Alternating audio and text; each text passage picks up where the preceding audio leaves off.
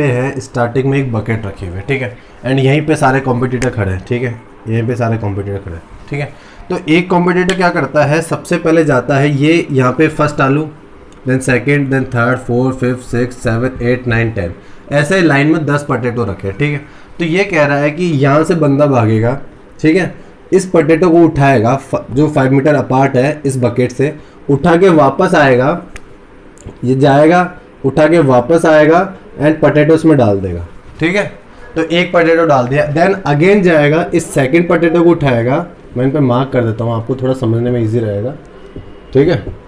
इस सेकंड वाले को उठाएगा, मतलब यहाँ तक जाएगा, एंड देन दोबारा उठा के वापस आएगा इधर की साइड एंड देन इसमें डाल देगा। तो ऐसा कह रहा है कि ऐसे 10 पोटैटो हैं, तो टोटल डिस्टेंस बतानी है उसने कितनी चली इन 10 पोटैटो को उठाने के अंदर।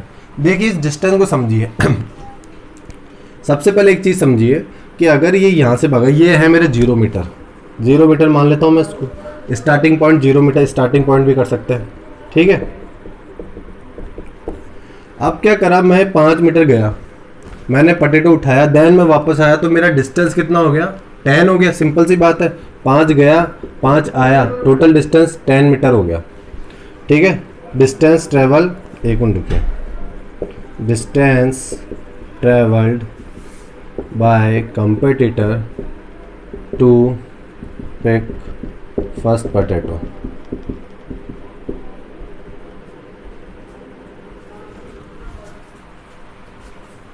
ठीक है। कितना हो जाएगा, 5 गया 5 आया, या फिर 2 × 5 भी कर सकते हैं उसको, 10 हो जाएगा, ठीक है।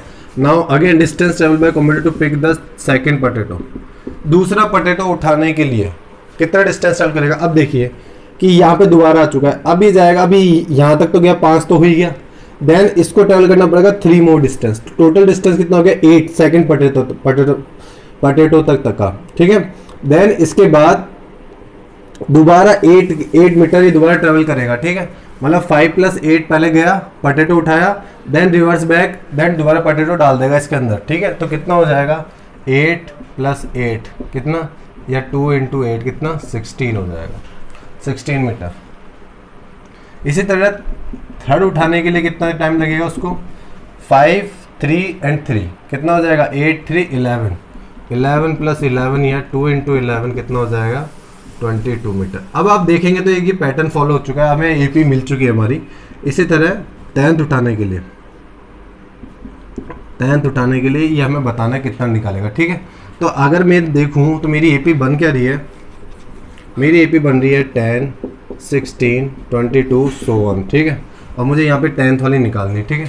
तो मुझे सबसे पहले गिवन है A10 है, D मेरा 16 - 10 = 6 है, N आपको 10 गिवन है, S10 की वैल्यू आपको निकालनी है सम ऑफ, मतलब टोटल डिस्टेंस। अगर मैं इन सबको जोड़ दूंगा तो ये क्या मेरी टोटल डिस्टेंस ही हो जाएगी ना, मेरी बात समझ रहे हैं। पहले 10 चला, फिर 16 चला, फिर 22 चला, अगर मैं इनका सम ले लूँगा सबका तो वही तो मेरी टोटल डिस्टेंस होगी उसको 10 पोटैटो उठाने के लिए। वही सेम चीज़ मैं कर रहा हूँ, S10 निकाल रहा हूँ, S10 = N/2 2 × A + N - 1 × D कितना 6, S10 = कितना हो जाएगा, S10 = 10/2 20 + 9 × 6, तो ये कितना आ जाएगा 5, कितना आ जाएगा 20 और 6 74, 5 × 74 देखें कितना आएगा 370 मीटर। तो टोटल जो उसको टाइम लगेगा 370 मीटर, उसको पूरा डिस्टेंस ट्रेवल करने में, 10 पोटैटो उठाने के लिए जो डिस्टेंस ट्रेवल करेगा वो कितना हो जाएगा 370 मीटर, ठीक है। आई बात समझ। देखिए इसमें एक चीज़ सबसे इजी क्वेश्चन था, मेरे को तो कुछ समझ इसमें हार्ड लगा नहीं, ऐसा कुछ था। लेकिन जो ये 18, 19, 20 क्या होता है, ये रिपीट होते हैं क्वेश्चन, पेपर के अंदर यही क्वेश्चन रिपीट होते हैं, तो इनको थोड़ा सा एक बार देख लेना, पैटर्न में इतना कोई नया कोई चीज़ है नहीं, सिंपल जो हम पहले करते हैं। अगर आपको कंसेप्ट क्लियर है तो ये इस तरह के क्वेश्चन में आप किस तरह भी घुमा लो तो कोई दिक्कत नहीं आएगी। सबसे पहले ध्यान देना एपी बनाने पे, एपी के बाद जो 5.4 question number 1 saying that which term of the given AP is it's first negative term, ठीक है। ये कह रहा है कि जो गिवन एपी है उसका फर्स्ट नेगेटिव टर्म ये आपको फाइंड करना है, ठीक है। तो अगर आपको फर्स्ट नेगेटिव टर्म फाइंड करना है तो आपको या तो ये पता होना चाहिए कि इसका लास्ट पॉजिटिव टर्म क्या है, लास्ट पॉजिटिव टर्म, मतलब उसके बाद जो भी टर्म आएगा उसमें कॉमन डिफरेंस जैसे ऐड करेंगे तो आपके पास क्या आ जाएगा, फर्स्ट नेगेटिव टर्म आ सकता है। देखिए फर्स्ट नेगेटिव टर्म का मतलब समझिए, सपोज जो आपका जो नेगेटिव टर्म होगा, फर्स्ट नेगेटिव टर्म होगा, सपोज वो nth टर्म है, let the first negative term is an, ठीक है, मैंने मान लिया कि वो nth टर्म है, ठीक है। अब एक चीज सोचिए, जो भी नेगेटिव टर्म होगा क्या वो 0 से बड़ा होगा या 0 से छोटा होगा? सबसे पहले ये चीज सोचिए, कॉमन सी बात है, अगर नेगेटिव है तो वो 0 से क्या होगा, छोटा होगा। ये बात समझ में आई आपको? ये चीज ही बस ये यहीं पे क्वेश्चन हो गया। अब आपको कुछ करना ही नहीं है, जैसे आपको ये कंसेप्ट समझ में आ जाएगा, आपको क्वेश्चन में कुछ ही नहीं बचा, आप सीधा फॉर्मूला लगाना और काम खत्म अपना, ठीक है। ये कह रहा है कि लाइट आपने जो फर्स्ट नेगेटिव टर्म माना, इस एपी का जो भी नेगेटिव टर्म आएगा, सपोज ये सीरीज चलती जा रही है, यहाँ पे कहीं 0 होगा, 0 के बाद जो भी होगा वो नेगेटिव टर्म होगा, या फिर एक का मतलब 0 हो ही नहीं इस एपी में, ऐसे वजह से 2 हो, एंड 2 के बाद कोई -1 या -2 ऐसे कुछ भी नंबर आ सकता है। तो मेरा जो फर्स्ट नेगेटिव टर्म होगा ये होगा। तो मैंने क्या किया, लास्ट पॉजिटिव टर्म के अंदर अगर मैं कॉमन डिफरेंस ऐड कर देता हूँ तो वो मेरा सीधा क्या करता है, फर्स्ट नेगेटिव टर्म की तरफ चल जाएगा। तो वही आपको मानना है कि लेट मेरा जो ये वाला टर्म है, फर्स्ट नेगेटिव टर्म, उसको मैंने क्या मान लिया, nth टर्म मान लिया, और मेरा जो nth टर्म होगा वो ऑटोमेटिकली 0 से तो छोटा ही होगा क्योंकि नेगेटिव है। तो बस आपको और कुछ नहीं करना, इस nth का फॉर्मूला लगा देना है, a + n-1 into D is less than 0। इस लेस देन से आप सब कुछ डरिए मत, ये कुछ भी नहीं है, इनइक्वलिटी का साइन आता है। ये क्लास 11th के अंदर इनइक्वलिटी एक अलग से चैप्टर है, उसके अंदर ये सब चीज़ें क्लियर हो जाएगी, ठीक है। तो इसके अंदर देखिए आपके पास क्या क्या गिवन है, a = 121, b = 117 - 1 to 1 बराबर -4। तो ये दो चीज़ें आपको गिवन है, एंड आपको क्या फाइंड करना है, n फाइंड करना है, ठीक है। तो कर दीजिए, कोई दिक्कत नहीं है। a आपके पास 121 + n-1 into D -4 less than 0, 121 - 4n + 4 = less than 0, 125 - 4n less than 0। अब देखिए कुछ भी नहीं है, इनइक्वलिटी के साइन है, इसमें कोई जो ऑपरेशन हम लगाते आए हुए = वाले लगाते हैं ना, कि जैसे अगर मैं इसको 125 - 4n = 0 लिख दूँ, ठीक है, लेकिन 0 लिख नहीं सकते क्योंकि नेगेटिव टर्म की बात करें, इसलिए से हमने ये वाला साइन, तो जो ऑपरेशन आप इसमें करते थे ये इधर चल जाएगा, तो वही सेम चीज़ होगी। इसमें भी आपको वही सेम चीज़ करनी है, 125 इज लेस देन 4n। अब n को इधर रखेंगे, 125/4 करेंगे तो आपके पास आएगा 3 4 3 12, 1.25 लेस देन 0। देखिए इसका मतलब समझिए कि जो n की जो मेरी वैल्यू आएगी ना, n की जो वैल्यू, जो मेरा nth टर्म है, जो गिवन टर्म है, वो ग्रेटर देन होगा 31.25 से। मतलब जो इस सीरीज का 1 2 3 4 5 6 ऐसे चलते जाएंगे तो 31.25 जो टर्म होगी, सबसे पहले बात 31.25 कोई टर्म होगी नहीं, या तो 31 टर्म होगी या 32 होगी। पॉइंट में तो कोई टर्म होती नहीं है ना, कोई मैं बोलूँ कि है ना 3 नंबर है, 3.5 नंबर तो नहीं होता ना कभी किस सीरीज में, या तो 3 होंगे या 4 होंगे, 3.5 क्या नंबर होता है। तो या तो 31 हो या 32 हो, देखिए वैसे साफ साफ दे रखा है कि 31.25 से बड़ा है, तो ऑटोमेटिक सी बात है कि 31 से बड़ा होगा तो मतलब 32 होगा, ठीक है। तो यही सेम चीज़ अब हमें चेक करनी है कि 32वां टर्म इस सीरीज का क्या होगा। किसी भी सीरीज का nth टर्म निकालने के लिए हमने क्या माना, हमने यही माना था कि ये जो गिवन नंबर है फर्स्ट नेगेटिव टर्म, ये क्या है, nth टर्म है। तो लेट n की वैल्यू कितनी आ चुकी है मेरे पास, 31 और 32, हम दोनों चेक कर लेते हैं, दोनों में से हमें जो मिलेगा हम उसको आंसर बता देंगे, ठीक है। तो लेट सबसे पहले मैं a32 ही फाइंड कर लेता हूँ। a32 का मतलब क्या होता है, a + 32 - 1 into D, a + n - 1 into D, nth term है, ठीक है। n की जगह 32 कर लिख दो, तो ये कितना 121 + 31 इंटू -4, 121 + 4 1 मिनट प्लस -124 कितना आ जाएगा, ये -3, a32 कितना आ जाएगा मेरा, -3। अब इसी तरह a31 भी निकाल लेते हैं एक बार, a + 31 d, तो 121 + 31 इंटू -4, 121 प्लस 31 डी नहीं 30 डी आएगा, ठीक है। तो कितना आ जाएगा, प्लस का 1। अब एक चीज़ देखिए, जो a31 टर्म आ रही है, मतलब 31 टर्म इस सीरीज की क्या आ रही है, 1, और उसमें अगर जैसे मैं कॉमन डिफरेंस ऐड कर रहा हूँ -4, तो मेरा जो नेगेटिव टर्म आ रही है वो कितनी आ रही है, -3। तो मेरी फर्स्ट नेगेटिव टर्म कौन सी होगी, -3। The first negative term of AP is -3, मतलब A32, ये ध्यान रखना। इसका मतलब समझ लेना कि ये 31.25 से बड़ा है n की जो वैल्यू है मेरी वो 31.25 से बड़ी है, मतलब ऑटोमेटिकली 31 से बड़ी है, ठीक है। तो इसलिए मैंने 31 ना लेके स्टार्टिंग में 32 लिया, लेकिन मैं दोनों निकाल लिया कि देख लेते हैं 31 भी कौन सा टर्म है। मैंने आपको बताया था स्टार्टिंग में कि या तो आप ये वाला टर्म निकाल लीजिए, फिर उसमें कॉमन डिफरेंस ऐड करके अगला वाला टर्म नेगेटिव हो जाएगा, या फिर सीधा ये निकाल के आप जैसा हमने 832 निकाला, ठीक है। सो नाउ क्वेश्चन नंबर 1 हो चुका है। नंबर 2 देखिए क्वेश्चन नंबर 2 कह रहा है कि आपको third term and seventh term of an AP वो दिया हुआ है 6 and the product of third term and seventh term 8 दे रखा है, एंड आपको फाइंड करना है sum of the first 16 term. देखिए sum of the first 16 term find करने के लिए आपके पास देखो n तो गिवन है कि 16 है, n तो इसका a निकालना है, d निकालना है, दो इक्वेशन गिवन है एंड दो वेरिएबल ही आपको फाइंड करने हैं। तो आप इन दोनों इक्वेशन का यूज़ करके a और d निकालिए। सबसे पहले a और d निकालने के लिए हम देखिए क्या करते हैं, थोड़ा सा लंबा क्वेश्चन है, आराम से धीरे धीरे करेंगे इस क्वेश्चन को। देखिए सबसे पहले मैं इसको दे रहा हूँ फर्स्ट इक्वेशन, देखिए अभी इक्वेशन देने का मतलब नहीं, पहले इनको सॉल्व कर लेते हैं। देखिए सम दे रखा है A3 + A7 बराबर 6 दे रखा है, ठीक है। तो A3 का मतलब क्या होता है, nth टर्म में मेरी A3 क्या है, nth टर्म। इसको आप n टर्म के हिसाब से दिमाग में रखिए तो जल्दी आपको ये चीज़ें क्या है ढंग से कंसेप्ट समझ में आ जाएगा। इसको A3 मतलब n होता है, तो मतलब इसको कैसे लिख सकते हैं, A + n - 1 × d प्लस इसी तरह ये भी nth टर्म मान ली, तो A + 7 - 1 × d = 6। मैं दोबारा इसलिए समझा रहा हूँ, जितनी बार रिकॉल करेंगे ना मैथ को उतनी ज़्यादा याद होगी और आपकी प्रैक्टिस अच्छी हो जाएगी, ठीक है। तो ये हो जाएगा A + 2d = A + 6d = 6। Now d and d को ऐड कर देंगे तो 2a + 8d = 6। देखिए मुझे ये तीनों चीज़ें क्या है कटती हुई दिख रही है 2 से, तो डिवाइड बाय 2 कर दूंगा मैं इसको, तो कितना जाएगा a + 4d = 3। अब इस इक्वेशन को इक्वेशन नंबर 1 मार्क करिए, ये डिवाइड बाय 2 करिए मैंने यहाँ पे, ठीक है।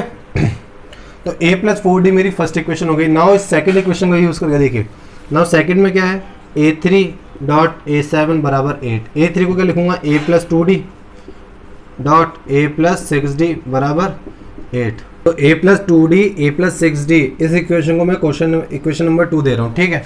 अब मैंने यहाँ पे क्या करा, a की वैल्यू को निकाल ली, a = 3 - 4d। अब इसको इसके अंदर डाल देंगे, ठीक है। Put the value of a in equation 2। अब इक्वेशन ये वाली इसमें डाल देंगे, देखिए क्या आएगा, ये 3 - 4d + 2d मल्टीप्लाई है 3 - 4d + 6d = 8, ठीक है। अब देखेंगे तो 3 - 2d ये आएगा, बच जाएगा, d से d वाला कट जाएगा, 3 + 2d = 8। देखिए अगर आपने आइडेंटिटीज पढ़ी है अलजेब्रा में, तो ये क्या बन रहा है, अगर मैं 3 को a मान लूँ और 2d को मैं b मान लूँ, तो ये क्या बन रहा है a - b एंड ये क्या है a + b, दोनों क्या है मल्टीप्लाई के अंदर है, तो इनका क्या होता है a² - b², ठीक है। ये आइडेंटिटी है, ठीक है, अलजेब्रा की, तो वो यूज़ कर रहे हैं हम यहाँ पे। तो अगर मैं देखूँ तो कितना आ जाएगा 9, 3 का स्क्वायर, चले ऐसा 3 का स्क्वायर माइनस 2d का होल स्क्वायर, तो कितना आ जाएगा = 8। तो 9 - 4d का होल स्क्वायर = 8, ठीक है। तो कितना आ जाएगा 9 - 8 = 4d² एंड 1 = 4d², d² = 1/4। अब देखिए जब स्क्वायर हटता है तो रूट लगता है एंड दो वैल्यू आती है, हम क्वाड्रेटिक इक्वेशन में सीखेंगे, ठीक है। तो अब इसको मैं क्या लिखता हूँ, d = ±1/2। d की वैल्यू आपके पास 2 आ चुकी है, या तो d होगा 1/2 प्लस का या फिर माइनस का 1/2, ठीक है। अब आपको क्या करना है, d की 2 वैल्यू आ चुकी है, d की 2 वैल्यू को आप किसी के अंदर भी डाल सकते हैं। देखिए इसके अंदर डालते हैं, अब आपको बहुत ही इस क्वेश्चन में कुछ ही नहीं बचा है। अब इस क्वेश्चन में देखिए 2 केस बन रहे हैं अब हमारे पास, d = +1/2, d = -1/2, ठीक है। अगर ये इतना है तो इसमें डाल देते हैं a + 4d = 3, तो कितना आ जाएगा a + 4 × 1/2 = 3, तो a कितना है +2, 3 - 2 1, a = 1 आ गया आपका, ठीक है। a = 1 है, n आपके पास 16, S16 निकालना था आपको, n = 16 हो जाएगा, a = 1 है, d बराबर कितना है आपका 1/2, ठीक है। अब मैं इसको पुट कर लेता हूँ S16 में, तो ये कितना हो जाएगा 16/2 2a प्लस 16/15 इंटू 1/2 कितना आ जाएगा 8, 2 प्लस 15/2 कितना हो जाएगा 8 इंटू 19/2 तो ये 476 S16 की वैल्यू 76 आ रही है जब D हमारा ये है। ठीक है, अब इसी तरह अगर D मेरा नेगेटिव है, D मेरा नेगेटिव है तो क्या आएगा a प्लस 4D बराबर 3, तो a कितना हो जाएगा a प्लस 4 माइनस 1/2 बराबर 3, तो ये 2 हो जाएगा माइनस का 2, a माइनस 2 बराबर 3, a बराबर 5, a बराबर 5 है, d माइनस 1/2 है, n 16 है, तो S16 की वैल्यू कितनी हो जाएगी 16/2 2 इंटू 5 प्लस 15 इंटू माइनस का 1/2, ये तो हो जाएगा 8, 2 5 10 प्लस 15 माइनस 1/2 माइनस देखिए ये कितना हो जाएगा 8 10 माइनस 15/2 तो 20/2 में से देखिए एलसीएम लेंगे 2 आ जाएगा। अब इसको 20 माइनस 5 कितना हो जाएगा 5/2, ये हो जाएगा 8, ये 4, तो S16 की वैल्यू हो जाएगी 20। देखिए इसके अंदर D की दो वैल्यू आई है, ठीक है, और जिसमें एक में प्लस 1/2 है, प्लस 1/2 के साथ A1 आ रहा है, D माइनस 1/2 के साथ A5 आ रहा है। ठीक है, दोनों में अलग अलग चीज़ आ रही है, A और D अलग अलग आए हैं, इसलिए हमारा दोनों का सम अलग अलग आ रहा है, इसलिए आपको पूरा करना। क्वेश्चन नंबर 3 देखिए, क्वेश्चन नंबर 3 में क्या बोल रहा है, क्वेश्चन नंबर 3 में एक आपके पास स्टेयरकेस दे रखे हैं, मतलब एक ही दे रखी है, सीढ़ी दे रखी है। इस सीढ़ी में क्या किया है, जो सबसे नीचे वाली जो रग है ना, रग जिसमें लकड़ी लगी रहती है ये वाली, तो इसकी लेंथ आपको 45 सेंटीमीटर दे रखी है, एंड जैसे जैसे आप ऊपर जा रहे हो तो इसकी लेंथ कम होती जा रही है, एंड लास्ट में जाके इसकी जो लेंथ है वो कितनी दे रखी है आपको 25 सेंटीमीटर दे रखी है लास्ट वाले की, इस लास्ट की लेंथ दे रखी है 25 सेंटीमीटर। ठीक है, लास्ट इस फर्स्ट की 45 है, देन ऊपर जाते 25 सेंटीमीटर हो गई, and the total distance between the last and the first rug is 2.5 metre, it's metre not centimetre. ठीक है, और जो डिस्टेंस है दो रग के बीच में वो 25 सेंटीमीटर है। तो देखिए आपको करना क्या है, सबसे पहले देखिए अगर मैं कहूँ कि मुझे पता, अगर मुझे एक चीज़ पता चल जाए कि मुझे इस यहाँ से लेके यहाँ तक कितनी रक्स है, कितनी लकड़ियाँ हैं, तो मैं इजीली उनका सम निकाल के बता सकता हूँ कि कितनी मुझे रक्स के लिए लकड़ी चाहिए होगी। ठीक है, अगर इसकी 45 सेंटीमीटर है, ये सपोज और है, ठीक है, यहाँ 25 हो गई। ठीक है, तो ऐसे करके इसका सम प्लस इसका सम प्लस इसका सम प्लस इसका सम करके मुझे पता चल जाएगा मुझे कितनी लकड़ी चाहिए होगी इसके बनाने के लिए। ठीक है, इसको बनाने के लिए मुझे 45 सेंटीमीटर चाहिए, इसके लिए और चाहिए, फिर इसके 25 सेंटीमीटर चाहिए। ठीक है, तो अगर मेरे को पता चल जाए कि इसमें कितनी रक्स है, मतलब कितने नंबर ऑफ रक्स है, मतलब कितनी लकड़ियाँ लगेगी, तो मैं इजीली फाइंड कर सकता हूँ। देखिए टोटल नंबर ऑफ रक्स निकालने के लिए आप क्या करेंगे, टोटल नंबर ऑफ रक्स निकालने के लिए आप क्या करें, टोटल डिस्टेंस डिवाइड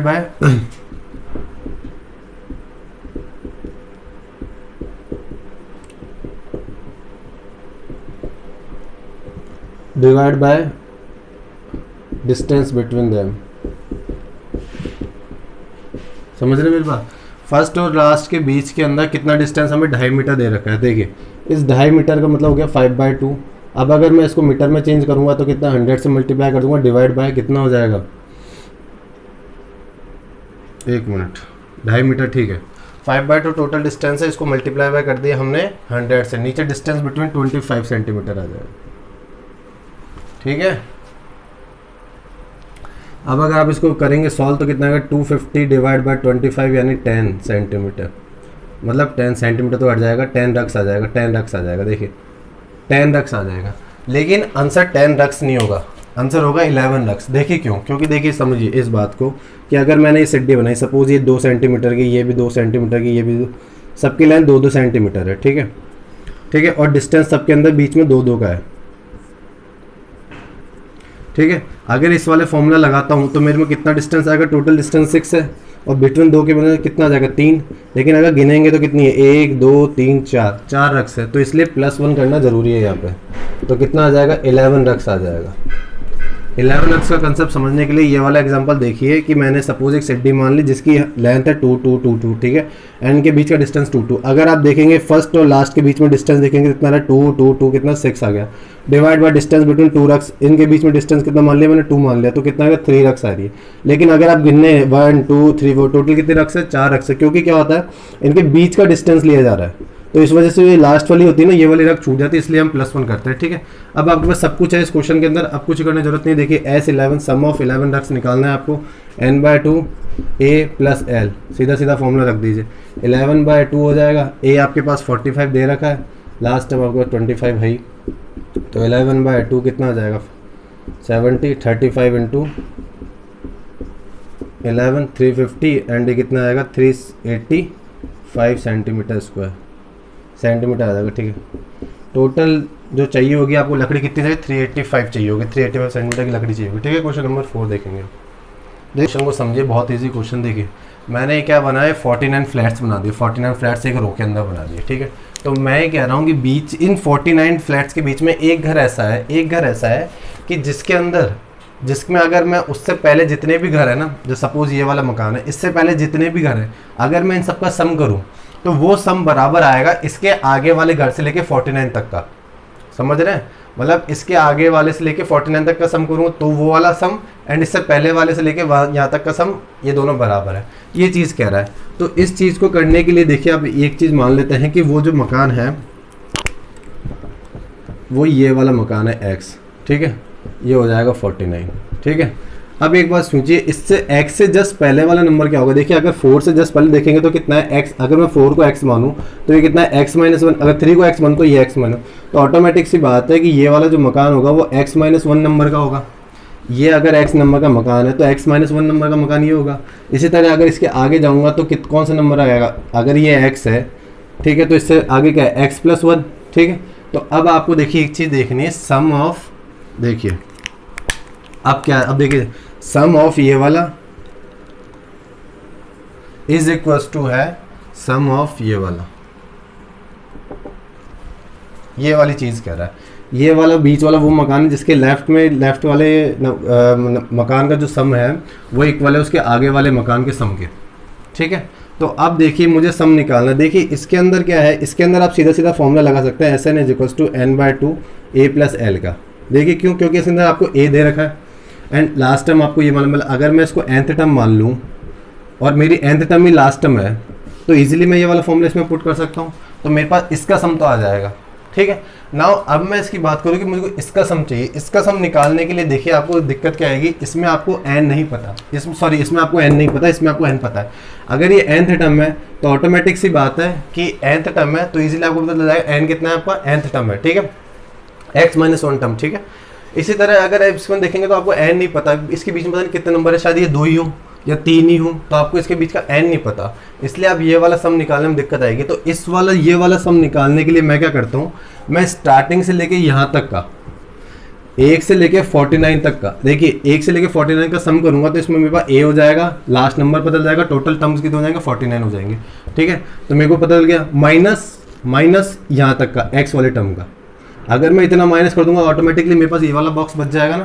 तो देखिए इस चीज़ को समझिए, इस चीज़ का मतलब है सम ऑफ x-1 टर्म्स, ठीक है। ये nth टर्म है मेरी जिसको मैंने x-1 मान लिया, ठीक है। अगर मैं n लिखूँ या n की जगह x-1 लिख दिया, ठीक है। अब मुझे ये निकालना है s of 49 minus s of x। आ रही बात समझ में? अब इसको सॉल्व करना है। देखिए SN वाला फॉर्मूला लगाते हैं ना, n की जगह मैंने x-1 लिख दिया है बस। यहाँ पे मुझे पता था 49 तो 49 लिख दिया, यहाँ पे x पता था x लिख दिया, ठीक है। n को x से रिप्लेस किया और कुछ नहीं किया, कन्फ्यूज होने की जरूरत नहीं। s देखिए अब यहाँ पे लिखेंगे, अगर इस वाले फॉर्मूले रखेंगे तो n/2 a कितना है इसके अंदर 1 प्लस लास्ट टर्म कितना हो जाएगा x-1, यही लास्ट टर्म होगा ना इस सीरीज़ का इज इक्वल्स टू s49 का मतलब क्या होता है 49/2 a प्लस l, ठीक है, माइनस sx, एक मिनट इसको इस बड़े ब्रैकेट में डाल लेते हैं, माइनस sx निकालना है। sx निकालने के लिए आपके पास x/2 a प्लस l, ठीक है। देखिए कुछ भी नहीं है, सिर्फ एक चीज़ समझनी थी कि मैं इसके अंदर ये वाला फॉर्मूला नहीं लगा सकता था सीधा सीधा। क्यों? क्योंकि मुझे n नहीं पता था इसके अंदर कि इसके, लेकिन मुझे यहाँ तक कि n तो पता है क्योंकि इसके अंदर एक भी टर्म मिसिंग नहीं है।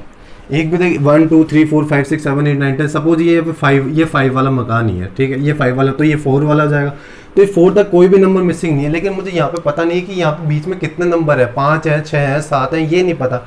n निकालने जाएंगे तो हमें बहुत दिक्कत आ जाएगी। तो मैंने क्या किया, इस पूरे सम में से यहाँ तक का माइनस कर दूंगा, ऑटोमेटिकली ये बात सम आ जाएगा ना। सपोज आप एग्जाम्पल में कुछ ही बताता हूँ कि अगर मेरे को सपोज 1 + 2 + 3 + 4 + 5 + 6, ठीक है, 1 मिनट, 6 5 तक ले लेते हैं, ज़्यादा दिक्कत नहीं करते, ठीक है। अगर मैं बोलूँ कि मुझे इन दोनों का सम निकालना है, मैंने आपको एक चीज़ बताई थी, अगर नंबर निकालने वाला बताया था कि A3 निकालना है तो sum of n term minus x minus 1 term, ठीक है। मैं बोलूँ इन दोनों का मुझे सम निकालना है, तो मैं क्या करूँगा, इस टोटल में से अगर मैं इसका सम माइनस कर दूंगा तो ऑटोमेटिकली 4 + 5 आ जाएगा। देखिए आप खुद ही करके देख लेते हैं। 3 6 10 15, 15 में से अगर मैं कितना माइनस करूँ, 3 2 6 1 7, कितना आ जाएगा, 9, ऑटोमेटिकली 9 आ रहा है ना सम। बस देखिए कुछ दिक्कत नहीं है, बस ये चीज़ समझने की थी, थोड़ी समझ लेना, ठीक है। अब इसको सॉल्व करना है और कुछ भी नहीं करना हमें। x - 1/2, 1 से 1 कैंसिल हो जाएगा तो ये 1 x बच जाएगा। 49/2 और ये 50, इससे इसको काट देंगे 25 आ जाएगा। अब माइनस x/2 1 + x कितना आ जाएगा, इसको मल्टीप्लाई करेंगे तो x² - x / 2 = 49 × 25 minus x + x² / 2। इस वाले को इधर ले आते हैं और इसको उधर रहने देते हैं, ठीक है। x² - x/2 + x + x² / 2 49 × 25, ठीक है। अब इसको देखिए यहाँ पे एलसीएम ले लेंगे इसका, 2 मैंने एलसीएम ले लिया तो ऑटोमेटिक क्या हो जाएगा, x² - x + x + x², ठीक है, ठीक है। x से x कैंसिल हो जाएगा, = 49 × 25। अभी कितना बच जाएगा, 2x² / 2 = 49 × 25, तो 2 से 2 कैंसिल हो जाएगा तो 7 × 5, सॉरी x² = 7 × 5 यानी 35 आ जाएगा। देखिए इसका मैंने कैसे निकाला, मुझे पता है इसका रूट निकालना, तो रूट मुझे पता है 49 का रूट होता है 7 एंड इसका स्क्वायर रूट होता है 5, तो ऑटोमेटिकली मैंने 7 × 5 कर दिया तो x = 35 आ गया, ठीक है। डायग्राम पे मत जाइए, डायग्राम तो ऐसे बनाया, डायग्राम से समझने के लिए देखिए आपको जो एक सबसे पहले एक थोड़ा सा आपको सोचना पड़ेगा, जो सिड्डी बनाई गई है ना, ये सिड्डी की जो लेंथ दी गई है वो 50 मीटर दी गई है। कितनी दे रही है, 50 मीटर लॉन्ग है एंड द ½ मीटर इसकी जो क्या है ब्रेथ है, एंड हर 1/4 इसकी क्या है हाइट बढ़ रही है। देखिए ये सिड्डी ऐसे चल रही है यूँ, तो मतलब जैसे जैसे ऊपर जाते जाएंगे तो हाइट बढ़ती जाएगी, बाकी जो इसका जो और भी चीज़ चाहिए होगी और चीज़ का मतलब लेंथ और ब्रेथ वो दोनों सेम रहेगी। अब एक चीज़ सोचिए कि अगर मुझे कंक्रीट बनाना, मतलब एक छोटा सा मुझे छोटी सी एक सिड्डी बनानी है, ठीक है, ये वाली फर्स्ट सिड्डी बनानी है, तो फर्स्ट सिड्डी के अंदर इसने पूछा कितना कंक्रीट यूज़ होगा, मतलब अगर मैं ये पता कर लूँ कि एक सिड्डी बनाने में इतना, 2 से बनाने में इतना, 3 बनाने में 4 इतना, तो 15 बनाने में ऑटोमेटिकली सम बन जाएगा, मतलब एक एपी बन जाएगी, ठीक है। 15 निकाल लूँगा अगर मैं एपी का तो ऑटोमेटिकली पता चल जाएगा कितना कंक्रीट चाहिए। तो एक सिड्डी बनाने के लिए मुझे कितने कंक्रीट चाहिए ये सोचिए, मतलब अगर जो सिड्डी है वो मेरी किस शेप की होती है, वो होती है क्यूबॉइडल शेप की, जिसके अंदर आपके पास जो लेंथ होती है, ये वाली लेंथ ये होती है 50, ये ब्रेथ हो जाएगी 1/2 and that is the height 1/4। अब और आगे जाएंगे तो ये 1/4 और बढ़ जाएगी, ठीक है, 1/4 तो थी प्लस 1/4 हो गई। अब नेक्स्ट हाइट देखेंगे तो 1/4 1/4 और 3 बार 1/4, ठीक है। इस तरह ये हाइट बढ़ती जा रही है, ठीक है, लेकिन जो लेंथ और ब्रेथ है वो दोनों सेम है। तो आप देखिए वॉल्यूम ऑफ, एक मिनट क्या कहेंगे इसको, हाँ sorry, volume of concrete require to build the first step। एक स्टेप बनाने के लिए अब आपको सबसे पहले पता होना चाहिए क्यूबॉइड का फॉर्मूला। क्यूबॉइड के वॉल्यूम का फॉर्मूला होता है length into breadth into height, ठीक है। अब आपको कितनी दे रखी है, लेंथ 50 दे रखी है, ब्रेथ 1/2 दे रखी है एंड हाइट 1/4 दे रखी है। जब इसको सॉल्व करेंगे तो कितना आ जाएगा 25/4, 25/4 metre square, metre cube sorry, LBH है, ठीक है। इसी तरह volume of concrete required to build the second step. अब सेकंड स्टेप में देखिए क्या होता है, L तो सेम है ही, ब्रेथ भी सेम है, बट जो हाइट है वो कितनी हो जाएगी 1/4 प्लस 1/4 कितना हो जाएगा 25 × 2/4 यानी 1/2। इसको आप देखेंगे तो ये 1/2 हो जाएगा, ठीक है। तो 25/2 मीटर क्यूब, इसका 25/2 हो जाएगा। ठीक है, इसी तरह volume of concrete required to build the third step, 3 step तक देख लेते हैं। तो 50 × 1/2, 1/4 + 1/4 + 1/4 कितना आ जाएगा 25 × 3/4, तो 75/4 मीटर क्यूब। ठीक है, आ रही है बात समझ में? ठीक है, अब देखिए ये मेरी क्या IP बनी है 25/4, नाउ सेकंड है 25/2, देन 75/4 एंड सो ऑन करते हुए ये S15 तक जाएगी। ठीक है, आपको S15 का फॉर्मूला लगा देना सीधा सीधा 15/2, या तो मैं चाहूँ तो सीधा 15 वाला भी निकाल सकता हूँ। ठीक है, लेकिन 15 वाला निकालने के बजाय मैं क्या करूँ, सीधा सीधा ये वाला फॉर्मूला लगाया 2 × A + n-1 × D, sorry D तो निकाला ही नहीं हमने। D निकालने के लिए देखिए A2 - A1 कितना आ जाएगा 25/2 - 25/4, एलसीएम लेंगे 4 आ जाएगा, तो 50 - 25 यानी कितना 25/4। D आपका आ रहा है 25/4। अब इसको सॉल्व करना है हमें। ठीक है, S15 आ जाएगा 15/2, इस 2 से ये कट जाएगा तो 25/2 ये बच जाएगा, प्लस 14 × 25/4। इसको फर्दर सॉल्व करेंगे तो 15/2 आ जाएगा एंड 25/2 प्लस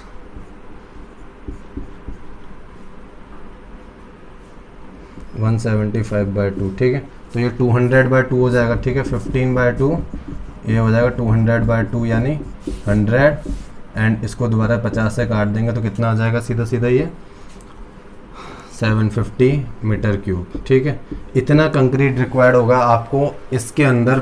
ठीक है, ये बनाने के लिए 15 सीढ़ियाँ बनाने के लिए इतना कंक्रीट रिक्वायर्ड होगा। ठीक है, तो ये क्वेश्चन